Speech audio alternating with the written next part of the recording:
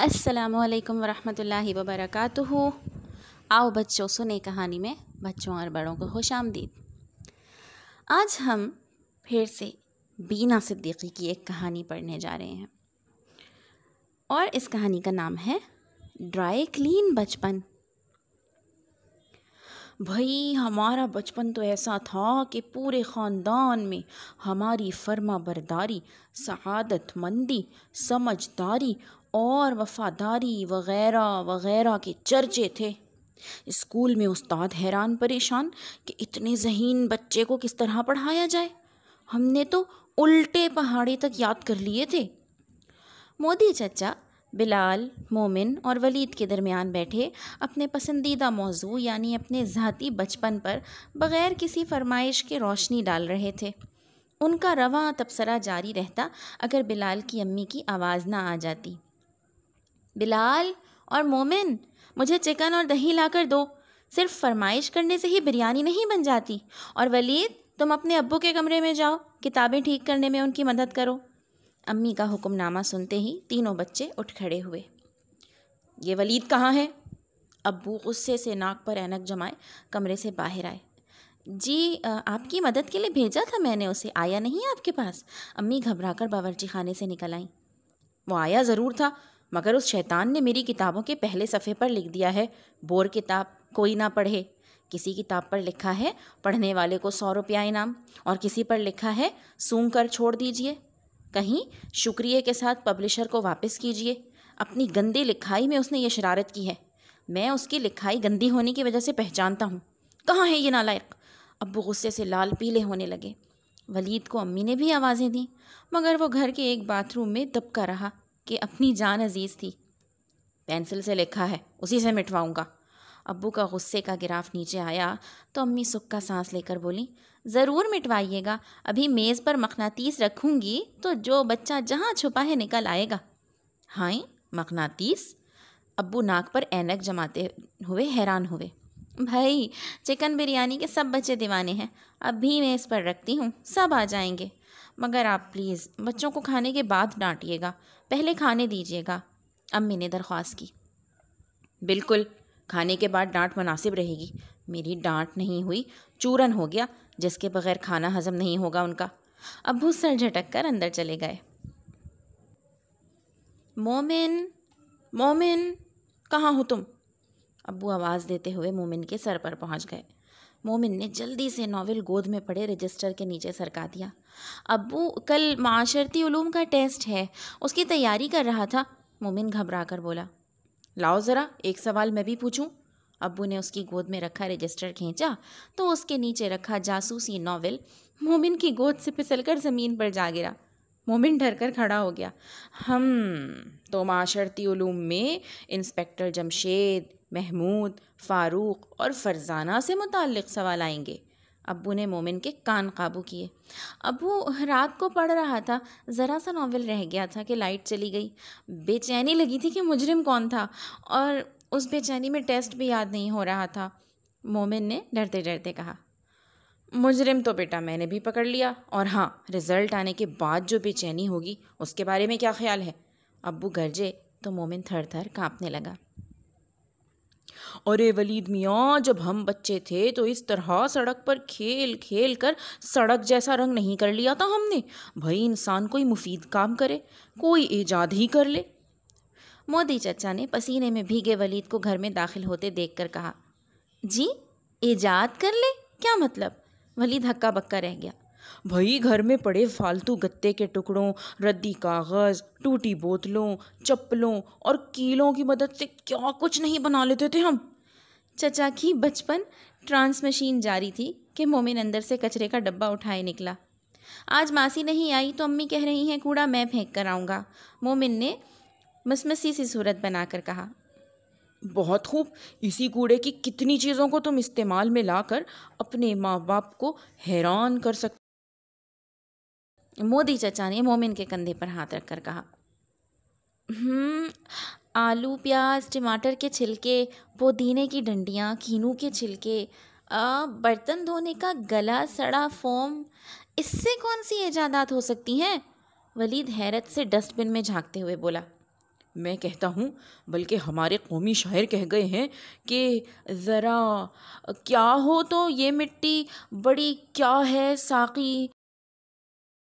مودی چچا سر جھکا کر بولے. مگر علامہ اقبال نے یہ شعر فل ان دی بلینک یعنی خالی جگہ پر کرنے کے لیے تو نہیں کہا تھا. مومن حیران ہو کر بولا. بھائی یہ بھول گیا ہوں میں، مگر بچپن میں پورا کلام اقبال یاد تھا مجھے. مودی چچا بولے. شعر یہ ہے چچا کہ ذرا نم ہو تو یہ مٹی بڑی زرخیز ہے ساقی. مومن مسکرا کر بولا. شاباش، بالکل اپنے چچا پر پڑی ہے یادداشت تمہاری. مودی چچا نے مومن کا کندھا تھپکا تو مومن اور ولید مسکرانے لگے.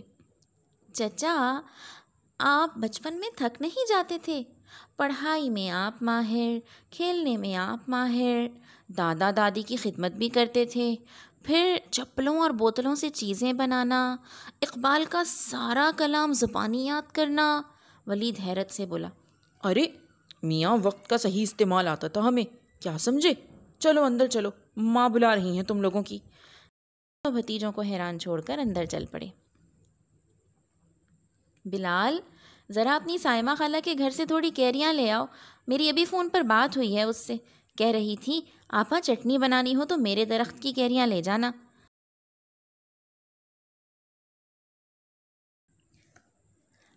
امی نے پودینے کی پتیاں توڑتے ہوئے بلال کی طرف دیکھا. جی جی ابھی لاتا ہوں. بلال گھبرا کر اپنا ہاتھ پیچھے کر کے دیوار کے ساتھ سرکنے لگا. سائمہ کہہ رہی تھی بس گھر والے ہی کیری نہیں کھا رہے، باقی محلے کے لڑکے کیریاں توڑ توڑ کر لے جاتے ہیں، بہت ہی شیطان ہیں. اپنی دھن میں امی بول گئیں. بلال سرکتے سرکتے امی کے سامنے سے گزرنے لگا. یہ تم نے اپنا ہاتھ کیوں پیٹھ پر موڑا ہوا ہے؟ دکھاؤ کیا ہے؟ امی کی نظر اس کے مڑے ہوئے بازو پر پڑ گئی. جی وہ کچھ نہیں، بلال تھوک نگل کر بولا. دکھاؤ کیا ہے؟ امی اٹھ کر بلال کے قریب آئیں اور ایک جھٹکے سے اس کا کمر پر مڑا ہاتھ کھینچا. اس میں ایک ادھ کھائی کیری تھی. اچھا تو میں اور سائمہ ابھی فون پر محلے کے جن بچوں کو برا بھلا کہہ رہے تھے وہ تم تھے؟ سوری امی. بلال سہم گیا. تنگ آ گئی ہوں میں تم سب کی شرارتوں سے، آنے دو اپنے ابو کو، شکایت لگاتی ہوں. امی کے غصے کی انتہا نہیں تھی. اچھا امی وہ میری کیری تو دے دینا، بلال ڈرتے ڈرتے بولا. امی نے غضبناک نگاہوں سے اسے گھورا تو وہ سہم گیا. گھر کی سیڑھیوں پر بلال، ولید اور مومن منہ پھلائے بیٹھے تھے کہ مودی چچا آ نکلے. ارے بھائی کیا ہوا؟ چہرے پر آسٹریلیا کا نقشہ کیوں بن گیا؟ بھائی ماں باپ نے ڈانٹا ہے تو بالکل صحیح ڈانٹا ہے. ہم نے بھی بچپن گزارا ہے بھائی، مگر کبھی اس طرح کی حرکت نہیں کی. یہ پھل ول چرانا توبہ. اور ولید میاں تم؟ مودی چچا نے ولید کو دیکھا. بھلا یہ کیسی بچکانہ حرکت تھی؟ بھائی جان کی کتابوں پر پینسل سے تبصرے لکھ ڈالے، اب وہ ہار پھول تو پہنانے سے رہے. مومن تم بھی خوب ہو، بھلا کوئی ٹیسٹ کی تیاری جاسوسی ناول پڑھ کر کرتا ہے؟ ارے بھائی ہمارا ٹیسٹ ہوتا تھا تو ہم دن رات ایک کر دیتے تھے، اور جاسوسی ناول چھی چھی کبھی چھوئے بھی نہیں. چچا کہتے چلے گئے. چچا ویسے ہی ہمارا دل دکھا ہوا ہے اور آپ. بلال رونی صورت بنا کر بولا. بھائی میں تو چاہتا ہوں تم لوگ بالکل میرے جیسا بچپن گزارو تاکہ سب تمہاری تعریفیں کریں. آخر چچا ہونے کے ناطے تمہیں سمجھانا بھی تو میرا فرض ہے نا. مودی چچا تینوں لڑکوں کے سر پر ہاتھ پھیرنے لگے. ولید، بلال اور مومن بڑے پرجوش تھے. آج پہلی بار وہ اپنی دادی جان سے مل رہے تھے جو بڑے تایا کے ساتھ کویت میں رہتی تھی. ارے ماشاء اللہ کتنے پیارے پوتے ہیں میرے، دادی جان بلال کے سر پر ہاتھ پھیرتے ہوئے نہال ہو کر بولی. اور کتنے بھولے بھالے بھی ہیں، دادی نے مومن کا گال چوما. ارے ان کے بھول پن پہ نہ جائیے، انتہائی شریر ہیں، دن بھر اپنی ماں کو پریشان کیے رکھتے ہیں. ابو ہنس کر بولے. ہاں یہ صحیح کہہ رہے ہیں، یہ تینوں بالکل نچلے نہیں بیٹھتے. جب کسی کام کے لیے آواز دو تو غائب، کھیل کود اور شرارت میں سب سے آگے. امی نے بھی دادی کے سامنے شکایت پیش کی. ارے تو اپنے مودی چچا پر پڑے ہوں گے تینوں بچے۔ یہ اپنا مودی بھی ناک میں دم کیے رکھتا تھا، نہ پڑھنے کا، نہ لکھنے کا، نہ کام کا، نہ کاج کا، صرف شرارتیں کیا کرتا تھا، اور اس کے پیچھے بھاگ بھاگ کر میں تھک جاتی تھی۔ محلے والوں کی شکایتیں الگ آتی تھیں۔ دادی ہنس ہنس کر بتانے لگی تو بلال، ولید اور مومن حیران ہو کر دادی کی شکل دیکھنے لگے، پھر ایک دوسرے کو دیکھ کر مسکرا دیے اور سوچنے لگے، بڑے ہونے کے بعد سارے بڑے اپنا بچپن لانڈری بھیج کر ڈرائی کلین کیوں کروا لیتے ہیں؟ تو جناب یہ تھی آج کی کہانی، اور اس کہانی کا کیا نام تھا؟ اس کہانی کا نام تھا ڈرائی کلین بچپن، اور یہ کہانی تھی بینا صدیقی کی، کتاب کا نام ہے خاطرداریاں۔ آپ کو یہ کہانی کیسی لگی؟ آپ مجھ سے اور کون سی کہانیاں سننا چاہتے ہیں؟ آپ کے پسندیدہ مصنفین کون سے ہیں؟ یہ سب کامنٹس میں ضرور بتائیے گا۔ اگر اب تک آپ نے چینل کو سبسکرائب نہیں کیا تو آپ اب سبسکرائب کر لیں، لائک کیجئے اور اپنے دوستوں کے ساتھ شیئر کیجئے۔